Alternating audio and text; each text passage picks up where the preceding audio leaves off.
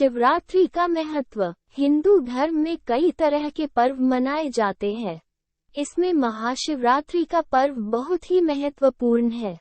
प्रत्येक वर्ष फाल्गुन मास की चतुर्दशी तिथि पर इसे मनाया जाता है। कहा जाता है कि संसार का आरंभ इसी दिन से हुआ था। महाशिवरात्रि का पावन पर्व भगवान शिव के भक्तों के लिए बेहद ही खास होता है। वे इन्हें बड़े उत्साह से मनाते हैं। इस दिन आराध्य शिव जी की पूजा पाठ की जाती है, भजन गाए जाते हैं, पूरे दिन उपवास किया जाता है, रात्रि जागरण किया जाता है आदि। इस दिन से जुड़ी बहुत सी कथाएं हैं जिसके बारे में हम आपको आज के वीडियो में विस्तार से बताएंगे। तो आइए जानते हैं क्यों मनाया जाता है महाशिवरात्रि उत्सव। महाशिवरात्रि का त्योहार प्रमुख रूप से देवों के देव महादेव के लिए समर्पित है। हिंदू पौराणिक कथाओं के अनुसार इस दिन को लेकर कई मान्यताएं और कहानियां हैं। तो आइए जानते हैं हम महाशिवरात्रि क्यों मनाते हैं। अग्नि स्तंभ के रूप में प्रकट हुए थे शिव जी फाल्गुन माह की कृष्ण पक्ष की चतुर्दशी तिथि के दिन शिव जी एक शिवलिंग के अवतार में प्रकट हुए थे। वो शिवलिंग करोड़ों सूर्य के समान प्रभावी था। कहा जाता है कि जब इस संसार की रचना हुई तब विष्णु भगवान और ब्रह्मा जी में एक बहस छिड़ गई कि उन दोनों में से आखिर श्रेष्ठ कौन है। तभी करोड़ों सूर्य के समान तेज वाला एक बहुत विशाल अग्नि स्तंभ प्रकट हुआ। इसे देखकर विष्णु भगवान और ब्रह्मा जी दोनों ही आश्चर्य में पड़ गए। उन्होंने इस स्तंभ का पता लगाने की भी बहुत कोशिश की पर वे दोनों नाकाम रह गए, क्योंकि अग्नि स्तंभ का न अंत था और न ही आरंभ। इसके बाद भगवान भोले भंडारी ने उस अग्नि स्तंभ शिवलिंग से दर्शन दिए। तब से ही पहली शिवरात्रि का आरंभ हुआ था। शिव और पार्वती का विवाह कहा जाता है कि महाशिवरात्रि के दिन शिव जी और माता पार्वती जी की शादी हुई थी। माता ने कठोर प्रतिज्ञा करके शिव जी को अपने वर के रूप में पाया था। ये दिन शिव जी के लिए बेहद प्रिय है। इस दिन भारत में कई जगह शिव जी की बारात को निकाला जाता है। शिव और शक्ति का मिलन शिवरात्रि क्यों मनाई जाती है, इस बात से कई पौराणिक कथाएं जुड़ी हुई है। कहा जाता है कि इस दिन भगवान शिव और माता पार्वती का मिलन हुआ, जिससे सृष्टि का आरंभ हुआ था। इसलिए ये दिन बहुत खास और महत्वपूर्ण है। आपको बता दें कि वर्ष में 12 शिवरात्रि आती है, किंतु 12 शिवरात्रि में पूजा करने से जो फल प्राप्त होता है, वो फल यदि महाशिवरात्रि के दिन पूरी विधि विधान से पूजा पाठ किया जाए तो एक दिन में ही प्राप्त हो जाता है। 64 जगहों पर उत्पन्न हुए थे शिवलिंग। एक पौराणिक मान्यता की माने तो उसके अनुसार शिवरात्रि के दिन अलग अलग 64 जगहों पर शिवलिंग प्रकट हुए थे। इनमें से केवल 12 ज्योतिर्लिंगों की जानकारी उपलब्ध है। महाशिवरात्रि पूजा विधि शिव जी को प्रसन्न करने के लिए। ऐसा कहा जाता है कि भगवान भोले भंडारी को आसानी से प्रसन्न किया जा सकता है, इसलिए ही तो उन्हें भोले नाम दिया गया है। जो भी भक्त पूरे मन से भोले जी को याद करता है वो हर संकट से दूर रहता है। भगवान भोले जी को याद करके उनकी आराधना करने के लिए महाशिवरात्रि का दिन सबसे उत्तम है। तो आइए जानते हैं महाशिवरात्रि की पूजा विधि क्या है। शिवरात्रि के दिन सबसे पहले स्नान करके शुद्ध हो जाए, उसके बाद व्रत उपवास करने का संकल्प ले। इसके बाद आप पूजा पाठ करने की शुरुआत कर सकते हैं। पूजा पाठ शुरू करने से पहले माथे पर त्रिपुंड लगाना ना भूलें। त्रिपुंड लगाने के लिए हाथ की तीनों उंगलियों पर विभूत लगाए और माथे पर बाएं से दाएं की तरफ लगाए। पूजा करने के लिए सबसे पहले कलश में पानी भरकर शिव जी भगवान का जल अभिषेक करें। इसके बाद दूध, दही, शहद और घी से भी अभिषेक करें। इसके पश्चात पूजा सामग्री जैसे कि अक्षदा, चंदन, इत्र, बेल पुष्प, चावल आदि चढ़ाए। ये सामग्री चढ़ाते वक्त ओम नमः शिवाय का जाप करना ना भूले। इसके पश्चात दीपक और धूप बत्ती से भगवान की आरती उतारे। भगवान जी को फलों का प्रसाद चढ़ाए। पूजा होने के बाद शिव जी के मंत्रों का जाप करते हुए उनके सामने बैठे। शिवरात्रि के दिन शिव चालीसा पढ़ने से भी आपको अच्छा लाभ प्राप्त होता है। अगर आपके घर के आसपास शिवजी मंदिर नहीं है तो कोई बात नहीं, आप घर पर ही मिट्टी का शिवलिंग बनाकर उनकी पूजा पाठ कर सकते हैं। महाशिवरात्रि पूजा सामग्री। महाशिवरात्रि पूजा में अभिषेक के लिए गंगा जल, गाय का शुद्ध कच्चा दूध, शहद और घी, लगाने के लिए चंदन, साबुत हल्दी, साबुत चावल, अक्षत और भस्म, भोग के लिए 5 प्रकार के फल और मिश्री, चढ़ाने के लिए शिव जी के प्रिय बेलपत्र और धतूरा फूल तथा पुष्पमाला, आरती के लिए दीप, कपूर और धूप। इसके अतिरिक्त केसर, मौली यानी कलावा, पूजा के बर्तन, वस्त्र, लौंग, खस, सुपारी, जनेऊ, शमी का पत्र, इत्र, रत्न आभूषण, आसन, पार्वती जी की श्रृंगार सामग्री आदि सामान लगता है। महाशिवरात्रि के व्रत का महत्व। भगवान शिव शंकर की महिमा अपरंपार है। इसलिए शिवरात्रि के दिन शिव जी को प्रसन्न करने के लिए उनके भक्त व्रत रखते हैं। व्रत रखने से भगवान भोले प्रसन्न होते हैं और अपने भक्तों को आशीर्वाद देते हैं। यदि आप भी व्रत रखना चाहते हैं तो आइए जानते हैं महाशिवरात्रि व्रत विधि। यह व्रत रखने से हर जन्म के पापों से मुक्ति मिलती है। महाशिवरात्रि का व्रत उन लड़कियों को जरूर रखना चाहिए जो मनचाहा वर पाना चाहती है। व्रत रखने से नकारात्मक विचार दूर होते हैं, सकारात्मक विचार आते हैं और आत्मा शुद्ध होती है। इस व्रत को करने से विवाह से संबंधित सारी बाधाएं दूर होती है। जिस कन्या की शादी नहीं हो रही उसे यह व्रत जरूर करना चाहिए। महाशिवरात्रि का व्रत करने से दाम्पत्य जीवन में खुशियां आती है। इस व्रत को रखने से मनुष्य का कल्याण होता है और सभी मनोकामनाएं भी पूरी हो जाती है। जो लोग मुक्ति प्राप्त करना चाहते हैं उन्हें यह व्रत रखना चाहिए। इस व्रत से दुख और पीड़ा का अंत है और सुख तथा धन धान्य की प्राप्ति होना निश्चित है। महाशिवरात्रि व्रत में ना करें ये गलतियां। आपने महाशिवरात्रि व्रत के फायदे तो जान लिए, किंतु इस व्रत को नियम अनुसार करना बहुत जरूरी है। इसलिए महाशिवरात्रि व्रत में ये गलतियां करने से बचे।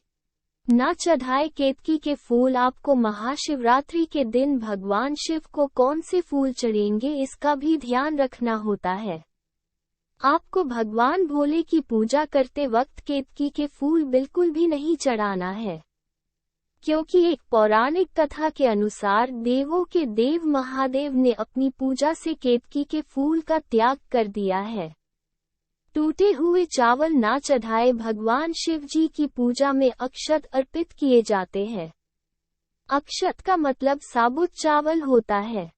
टूटे हुए चावल को अशुद्ध और अपूर्ण माना जाता है, इसलिए इन्हें ना चढ़ाए। काले कपड़े ना पहने। महाशिवरात्रि की पूजा के दिन काले कलर के कपड़े नहीं पहनना चाहिए। ऐसा माना जाता है कि त्रिदेव शिव जी को ये रंग पसंद नहीं है। काले तिल ना अर्पित करे। ऐसा कहा जाता है काले तिल की उत्पत्ति भगवान विष्णु नारायण के मेल से हुई है, इसलिए शिव जी को काले तिल चढ़ाना वर्जित है। शंख से जल चढ़ाना है वर्जित। शिवरात्रि व्रत की पूजा में शंख से जल नहीं अर्पित करना चाहिए। दरअसल शिव जी ने शंखचूड़ नाम के असुर को मारा था। यह असुर विष्णु जी का परम भक्त कहलाता था। शंख को शंखचूड़ का प्रतीक माना जाता है, इसलिए शिव की पूजा में शंख बजाना भी नहीं चाहिए। तुलसी पत्ता। तुलसी के पत्ते का इस्तेमाल शिव की पूजा में नहीं करना चाहिए, क्योंकि तुलसी का जन्म असुर जलंधर की पत्नी वृंदा के अंश से हुआ। तुलसी को भगवान विष्णु ने पत्नी माना था। महाशिवरात्रि व्रत कथा। शिव पुराण में चित्रभानु नाम के एक शिकारी की कथा विस्तृत है। बहुत समय पहले की बात है, अपने परिवार का पालन पोषण करने के लिए चित्रभानु जंगल में शिकार करता था। वो अत्यंत गरीब होने के वजह से उसने साहूकार से कर्ज लिया था जिसे वो चुका नहीं पाया।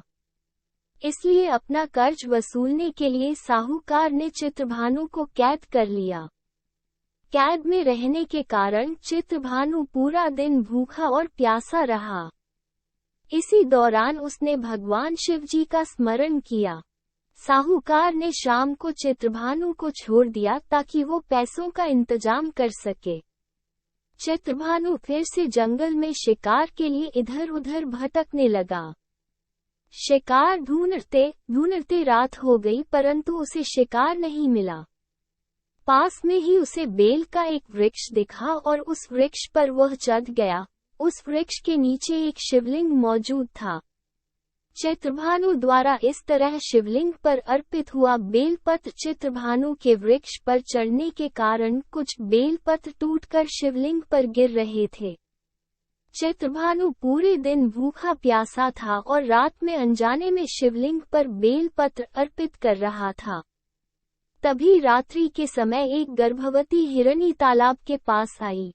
चित्रभानु उसका शिकार करने ही वाला था कि हिरनी ने उससे कहा कि वो गर्भवती है और बच्चे को जन्म देने वाली है।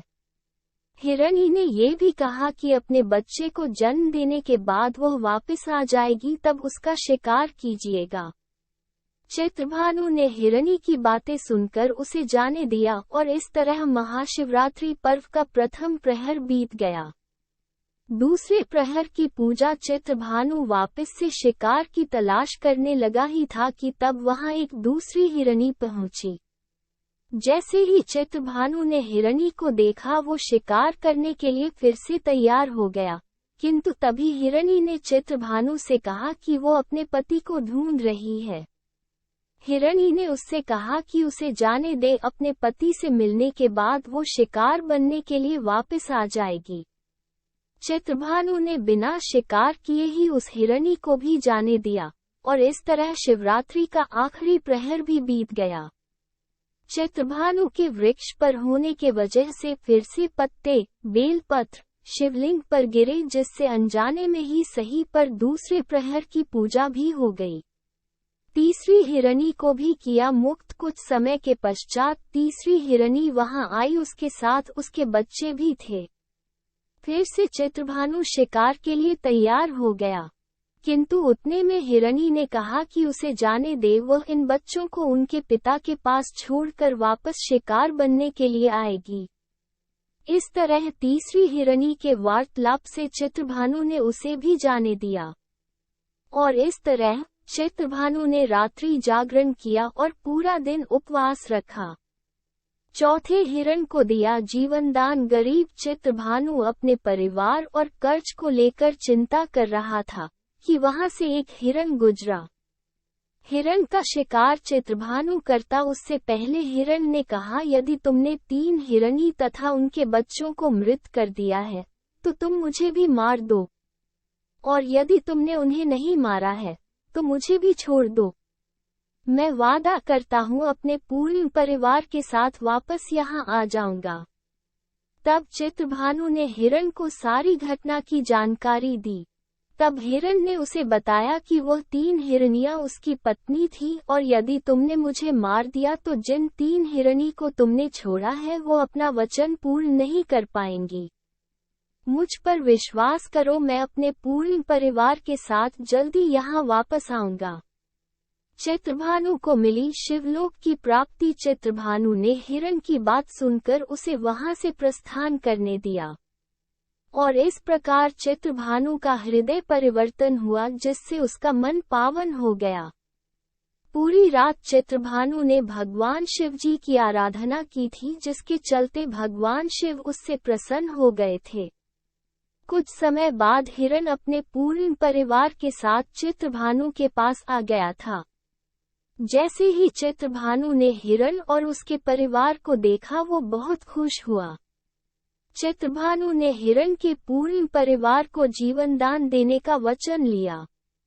इस तरह उसे मुक्ति मिली थी और मरने के पश्चात शिवलोक में जगह मिली थी। क्या शिवरात्रि और महाशिवरात्रि एक है? शिवरात्रि और महाशिवरात्रि के बीच अंतर है।